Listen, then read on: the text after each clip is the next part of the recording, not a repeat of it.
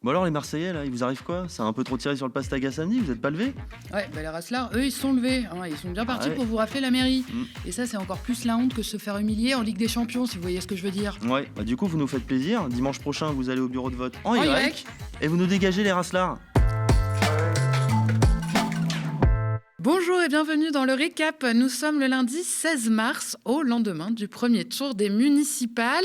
Un tour unique d'ailleurs dans plus de 90% des communes françaises qui ont donc déjà élu leur édile ce lundi. Ailleurs, et notamment dans les grandes villes, c'est tout autre chose. Avant le second tour dimanche prochain, les tractations s'enchaînent à un rythme effréné. Les alliances se bricolent dans la nuit, se défont au petit matin et les coups bas s'échangent sans trop de scrupules. Bref, après la trêve du week-end, la bataille électorale des municipales est repartie de plus belle. Et déjà, ce premier tour donne quelques indices sur la suite du match. Alors avant toute chose, cette élection, elle confirme, s'il le fallait encore, la crise démocratique dans laquelle nous sommes collectivement embourbés.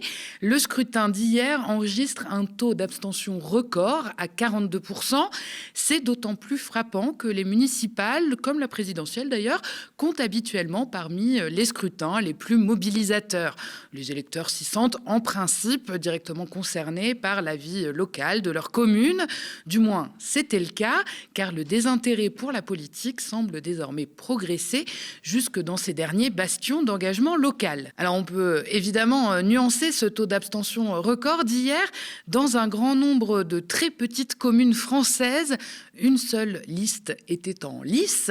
Dans ces conditions, évidemment, le scrutin devient un peu accessoire, d'autant que cette élection marque aussi la fin du panachage, jusqu'ici, dans les villages de moins de 1000 habitants, ce qui représente quand même plus de 70% des communes françaises. Les électeurs pouvaient composer leur propre conseil municipal en votant. Ils étaient autorisés à rayer un nom, en ajouter un autre, et même quelqu'un qui ne figurait sur aucune liste. Voilà une petite liberté électorale très locale dans l'esprit qui a disparu cette année. Désormais, comme partout ailleurs, il faut voter pour une liste dans son intégralité, sans y mettre son petit grain de sel. Alors forcément, quand une seule liste se présente, le suspense est limité et la motivation pour se déplacer jusqu'aux urnes aussi. Et c'était donc le cas dans 7 communes sur 10 pour cette élection. Et bien, à côté de ces villes à candidature unique, il y a le phénomène inverse des villes où les candidatures sont multiples avec toutes les nuances politiques possibles. Et face à cela, on a un électorat de plus en plus fragmenté. Résultat, de plus en plus de candidats parviennent à dépasser les 10% nécessaires pour se qualifier au second tour. Et si on connaît bien les triangulaires, cette fois-ci, certains électeurs feront face carrément à des sexangulaires, 6 candidats donc en lice la semaine prochaine.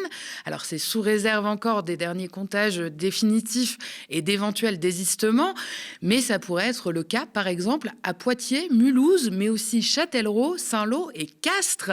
Et d'ailleurs la capitale ne fait pas exception à cette dynamique puisque 5 candidats se sont qualifiés au second tour. Alors ce sont des configurations rarissimes qui illustrent une fois encore l'effritement du bon vieux bipartisme à la française. Pendant longtemps, la gauche socialiste et la droite républicaine se disputaient presque seules les mandats locaux. Aujourd'hui, ces deux familles politiques semblent surtout préoccupées par la défense de leurs bastions emblématiques et surtout par le fait de limiter la casse.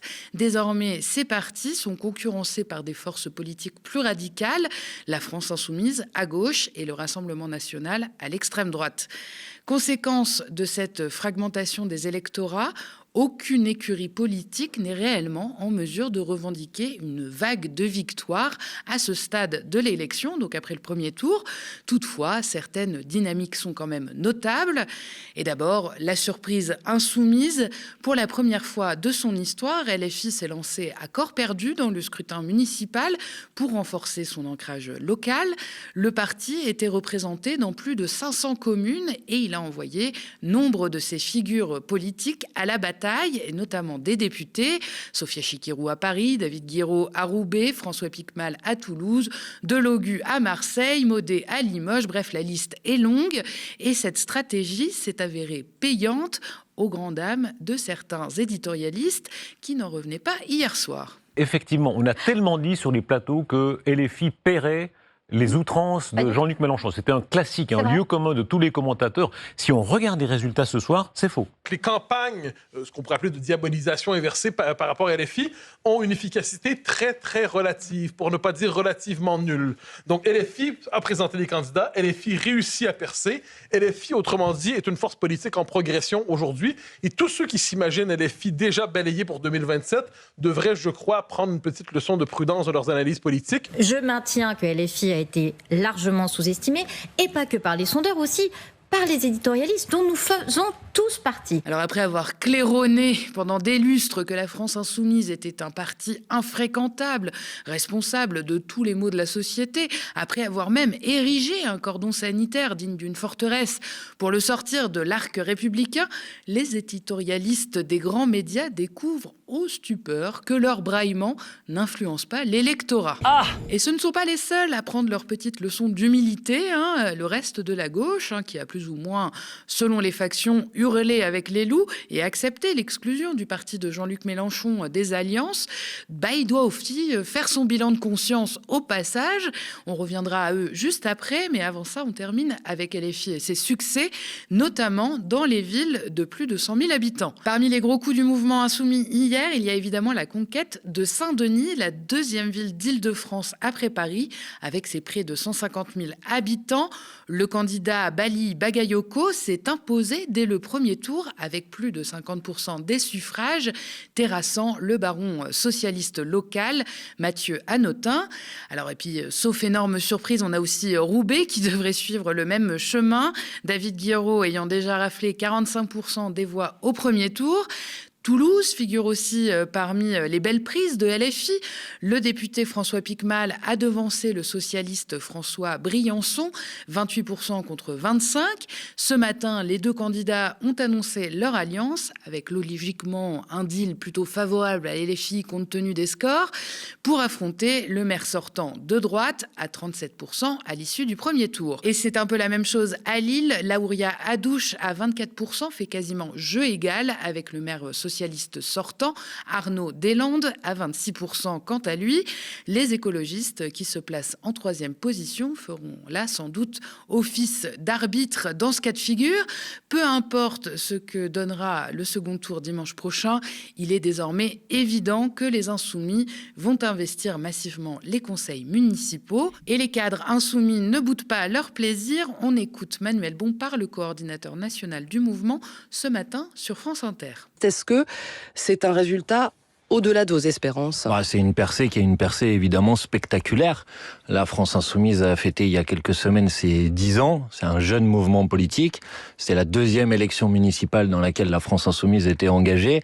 Et si on prend par exemple les listes qui avaient l'étiquette de la France Insoumise, nous avons multiplié par 11 notre score par rapport à l'élection municipale de 2020. Reste de la gauche, cette percée insoumise rebat les cartes et bouleverse les stratégies initiales.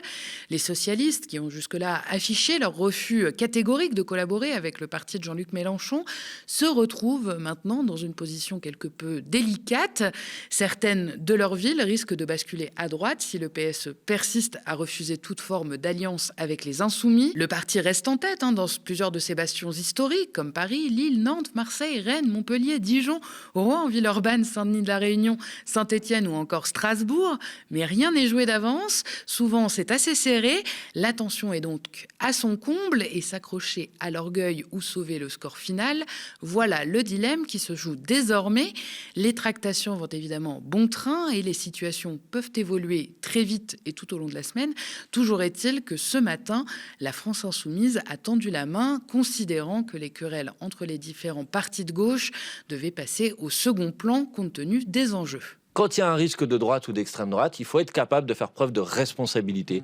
Et faire preuve de responsabilité, c'est reconnaître que nos désaccords, ils sont sérieux, ils sont solides, ils demeurent, mais ils sont pas aussi importants que ce qui nous oppose à l'extrême droite en particulier. Et que là où il y a un risque de droite et d'extrême droite, ce qui doit être la norme, ça doit être de se rassembler. Ensuite, si on n'est pas d'accord sur les programmes à mettre en place, il existe ce qu'on appelle la fusion démocratique, c'est-à-dire on participe d'une même liste, mais on participe pas à l'exécutif dans la gestion de la commune. En tout cas, vous dites à Olivier Faure, voyons-nous aujourd'hui, parlons-nous, c'est ça C'est surtout vous voulez un accord national ou pas, vous? Mais l'accord national, il y a tellement de configurations. Nous, on a une position nationale, Monsieur Soto. Et notre position nationale, c'est partout où la droite et l'extrême droite menacent, il doit y avoir un rassemblement des listes. Et Olivier Faure, le premier secrétaire du Parti socialiste, ne semble pas vraiment décidé à faire fi des accords avec LFI. La stratégie de conflictualisation de Jean-Luc Mélenchon a montré ses limites. Il n'a pas la capacité d'emmener la gauche vers la victoire et de barrer la route à l'extrême droite. En conséquence, au premier comme au second tour, il n'y aura pas d'accord national entre le Parti socialiste et la France insoumise. Alors, Olivier Faure, il a lâché ça hier à 20h52. La nuit et les dépouillements avançons peuvent parfois porter conseil, on ne sait pas, ça peut évoluer. D'ailleurs, les premières déclarations des uns et des autres démontrent quand même que les consignes nationales valent moins que les négociations sur le terrain. Preuve en est avec Toulouse, où l'entente PS-LFI a été scellée assez rapidement. À Paris, comme à Marseille, la situation se complique sérieusement. Les candidats socialistes Emmanuel Grégoire et Benoît Payan ont décidé, eux, de fermer la porte aux discussions avec leurs concurrents insoumis, malgré les risques évidents de bascule à droite, voire à l'extrême droite. L'entêtement pourrait bien leur coûter très cher. Et d'ailleurs, ça agace prodigieusement Marine Tondelier, la patronne des écologistes, qui, elle, prône systématiquement l'union de la gauche. On se retrouve aujourd'hui avec des candidats, enfin des grandes figures de la gauche centriste, M. Glucksmann, M. Hollande, qui nous expliquent tranquillement qu'il ne faut surtout pas faire alliance à Toulouse, mais pas non plus à Limoges. Ils nous disent même dans des villes socialistes depuis 70 ans, à Nantes par exemple, François Hollande ce matin sur France Inter dit « Ah non, mais à Nantes, il ne faut pas discuter avec l'AFI ». Donc si on écoute M. Glucksmann et M. Hollande, dans quelques jours, des millions de Français qui auraient pu vivre dans une ville de gauche alors qu'ils vivent aujourd'hui dans une ville de droite et qui savent ce que ça veut dire, ils n'auront pas le droit d'avoir accès à une ville de gauche alors que c'était possible, comme à Toulouse ou à Limoges. Il n'y a pas de barrage républicain, il n'y a pas de barrage républicain à faire. Et des Français qui vivaient dans des villes de gauche qui avaient cette chance vont le perdre. Passons à la droite maintenant. Comme d'habitude, vous le savez, le Rassemblement national était annoncé grand favori dans les sondages et sur les plateaux. Finalement, le succès est quand même assez mitigé. On observe davantage une stabilisation qu'une vague de conquête. L'extrême droite confirme sa domination sur ses terres, notamment dans le sud-est et dans le nord. Mais la véritable nouveauté dans ce scrutin local, c'est son rôle de trouble-fête à droite, qui confirme d'ailleurs la dynamique nationale. En siphonnant les voix, le RN grignote l'espace de la droite dite républicaine, les LR, qu'il agisse avec ses candidats lepénistes historiques, tels que Laure Lavalette à Toulon, ou de transfuges venus des Républicains, comme Éric Ciotti à Nice ou Franck Alizio à Marseille. Dimanche soir, Jordan Bardella, le président du RN, a habilement tendu la main à des listes de droite sincères, faisant saliver tous ceux qui, évidemment, rêvent d'une grande alliance de la droite et des extrêmes droites. Un message que semble avoir reçu 5 sur 5 le président LR, Bruno Retailleau, puisqu'il a, lui, appelé à la mise en place d'un cordon sanitaire seulement contre les candidats LFI au second tour. Alors les Républicains, eux, ils tentent désespérément de garder la face, malgré des résultats plus que décevants au regard de ce qu'ils étaient il y a encore quelques années. Retailleau voulait voir déferler une vague bleue sur la France. Bon, il doit se contenter de petites victoires comme des écrans de fumée. D'ailleurs, il a déclaré dans près d'une commune sur deux de plus de 9000 habitants, un candidat LR où une liste alliée est arrivée en tête. Ça, c'est ce qu'il a dit depuis le siège du parti, donc. Mais les municipales, c'est un peu comme les chiffres. L'avantage, c'est qu'on peut leur faire dire tout ce qu'on veut et on est quand même loin de la grande époque. LR se meurt et tout le monde le sait très bien. Reste à évoquer les macronistes et le fameux bloc central. Alors eux, c'est simple, ils n'ont pas vraiment participé au scrutin, contrairement à 2020 où ils étaient très présents. Au mieux, ils ont noué des petites alliances par-ci par-là. Alors c'est pratique comme stratégie parce que ça évite de se manger une tôle bien visible au niveau national. Quelques barons se maintiennent toutefois, comme Bayrou à Pau ou Édouard Philippe au Havre, mais ça ne va pas vraiment plus loin. La Macronie est déjà morte et presque enterrée. Et on fait une petite pause avant de continuer avec le reste de l'actualité. Si vous aimez le récap et que vous avez envie qu'on discute ensemble, de connaître les coulisses de l'émission ou même de choisir et de proposer des sujets, je vous attends sur le canal de discussion Instagram. Le lien pour le rejoindre est dans la barre d'infos. Et puis d'ailleurs, sans vous, pas de récap, mais pas de médias non plus. Depuis plus de 8 ans, notre chaîne télé tient bon en indé, dans un paysage audiovisuel toujours plus concentré et réactionnaire. Chaque jour, nos plus de 25 travailleurs et travailleuses mènent courageusement la bataille de l'info. Mais pour continuer, nous avons évidemment besoin de vous, parce que notre antenne, notre histoire, c'est vous qui la faites vivre. Alors aidez-nous à continuer, abonnez-vous aux médias ou faites un don défiscalisé. Toutes les infos sont sur notre site internet. Et depuis quelques jours, grande nouvelle, en plus de Free, Molotov, YouTube et notre site, retrouvez les programmes du média sur la télé d'Orange, canal 235. Et on continue de suivre la série judiciaire de notre cher Nicolas Sarkozy. Ce lundi à 13h30 s'ouvrait un nouveau chapitre à la Cour d'appel de Paris sur l'affaire du financement libyen présumé de la campagne de 2007. L'ancien président est rejugé pour corruption passive, recel de détournement de fonds publics, financement illégal de campagne électorale et association de malfaiteurs. Mais Nicolas Sarkozy ne comparaît pas seul. En tout, 10 prévenus sont appelés à répondre de leurs actes dans ce nouveau procès. Parmi les accusés figurent l'ex-secrétaire général de l'Élysée, Claude Guéant, et l'ancien trésorier de la campagne, Éric Woerth. En première instance, l'ancien chef de l'État avait été relaxé pour corruption, mais condamné à 5 ans de prison pour association de malfaiteurs, en plus d'une amende de 100 000 € et à 5 ans d'inéligibilité. Ce dernier a passé 3 semaines en détention, vous le savez, avant que sa demande de remise en liberté ne soit acceptée. Son court séjour derrière les barreaux de la prison de la Santé nous aura d'ailleurs valu le célèbre livre « Le journal d'un prisonnier » que je vous avais lu dans le récap, n'oubliez pas. La fin des audiences est prévue le 3 juin prochain. On en reparlera évidemment plus en détail dans les semaines à venir. Samedi dernier, près d'une centaine de manifestations et de rassemblements ont été organisés dans tout le pays à l'appel de collectifs, d'associations et de syndicats dans le cadre de la traditionnelle Marche des Solidarités. Le mot d'ordre était clair: contre le racisme et la montée de l'extrême droite. Parmi les mesures demandées chaque année, on retrouve la régularisation de tous les sans-papiers, l'égalité des droits, un accès digne au logement, au travail et à la santé, ainsi que la fin des politiques répressives visant les migrants et les quartiers populaires. Selon le ministère de l'Intérieur, 49 000 personnes ont participé à cette mobilisation, dont 11 000 rien qu'à Paris et à Lyon. Des chiffres contestés par les organisateurs qui parlent, eux, d'une mobilisation bien plus importante, évoquant notamment jusqu'à 100 000 personnes dans les rues de Paris. À Tarbes, c'est environ 200 personnes qui se sont réunies au centre-ville.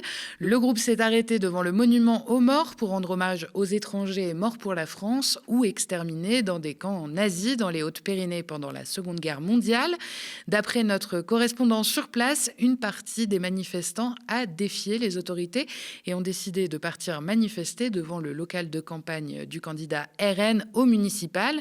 Initialement, le parcours avait été légèrement modifié par le préfet pour éviter de passer devant ce siège de campagne. Cette marche des solidarités s'est tenue dans un contexte particulier, à la veille des élections municipales et quelques semaines après la mort du néofasciste Quentin Derenc à Lyon. Et on conclut ce récap avec l'actualité du Moyen-Orient. Ce matin, l'armée israélienne a annoncé mener une vague de frappes à grande échelle en Iran. Des attaques qui concernent plusieurs villes du pays comme Téhéran ou Chiraz. En réponse, l'Iran se dit prêt à aller aussi loin que nécessaire dans la guerre contre Israël et les États-Unis. En parallèle, l'armée israélienne dit aussi lancer des opérations terrestres limitées et ciblées contre le Hezbollah libanais dans le sud du Liban. Le Hezbollah a l'intention de tirer des centaines de roquettes par jour, a-t-il dit, en direction d'Israël. Ça, c'est ce qu'a affirmé le lieutenant-colonel Nadav Shoshani, le porte-parole de l'armée. Du côté des États-Unis, Donald Trump met la pression sur ses alliés et la Chine pour qu'ils sécurisent le trafic d'hydrocarbures dans le détroit d'Ormuz, un passage maritime stratégique par lequel transite une partie du pétrole mondial. S'il n'y a pas de réponse ou si la réponse est négative, je pense que ce sera très mauvais pour l'avenir de l'OTAN, menace le président américain dans une interview donnée au Financial Times.